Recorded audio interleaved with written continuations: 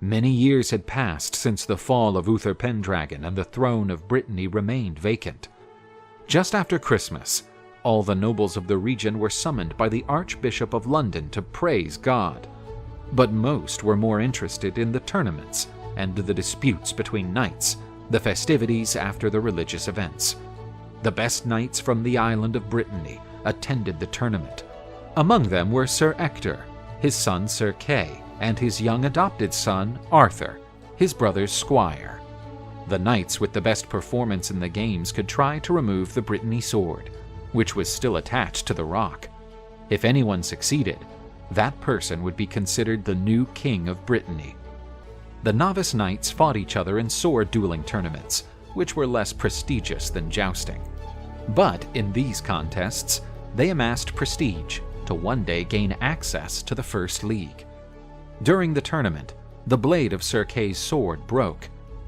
"Arthur, run to our tent and get me my spare sword before I am disqualified." The young squire ran at full speed to the camp, and on the way found the Sword of Brittany carved into stone. He did not know the history of the sword and went on his way. Inside the tent, Arthur searched for the spare sword, but he only found the sheath already swordless. He had forgotten the sword at home. But the boy remembered the sword he had found on the way. He ran to the sword, not realizing that he was being watched. Not knowing that this was his father's sword and that it was stuck in the rock, Arthur tried to pull it out. He pulled the sword out of the rock with ease and was amazed at the quality of the weapon. But he had no time to waste and ran to the tournament.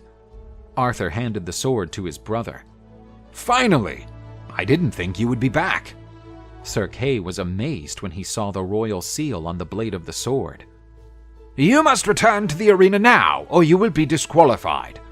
Look, he has the Sword of Brittany." Sir Caio was surrounded by curious onlookers who couldn't believe their eyes. "How did you get this sword?" "I took it from the stone, and therefore I am the new king of Brittany." It was then that Sir Ector appeared, together with the Archbishop of London. "Do you swear in the name of God that it was you who removed the sword from the stone?" Sir Caio was embarrassed and could not lie in front of his father and the Archbishop. "I did not tell the truth. It was Arthur who removed the sword." Most of the knights could not believe that the boy could have pulled that off, and asked him to prove what he had done. Arthur put the sword back in the rock. A huge knight pushed the boy and tried to remove the sword from the rock. He exerted enormous force, but could not move the sword. A line of knights formed, and they all tried to remove the sword, but without success. "Let the boy try again." The knights were surprised by the arrival of the famous Celtic wizard. "What is the son of the devil doing here?" "Ah! If I earned a coin every time I heard that, I'd be the richest man in Brittany." The people started shouting for them to let the boy try to remove the sword. With no alternative, they let the boy try again. Arthur removed the sword from the stone with ease, to the amazement of everyone present. "Just because he took the sword out, that doesn't mean he has a right to the throne." "His right does not come from the fact that he drew an old sword from a stone. His right is in his blood. He is the firstborn son of Uther Pendragon." "What nonsense! Your words have no value here." "But mine do. Although I don't like this crazy old man, what he says is true. I was there when Merlin delivered the king's son to Sir Ector." Sir Ulfius was considered one of the most respectable knights in those lands, and everyone knew him for being the right-hand man of the posthumous King Uther. Sir Ector approached Arthur, with some incredulity in his gaze.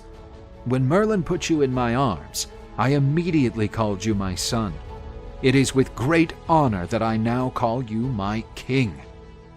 The knights, clergy, and commoners knelt before the young king, who had not yet realized what was happening. On the day of Pentecost, Arthur was crowned King of Brittany by the Archbishop of London. The young king was cheered by the nobles who shouted, "Long live the king!"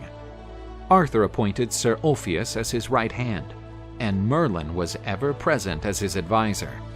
And so began the reign of King Arthur.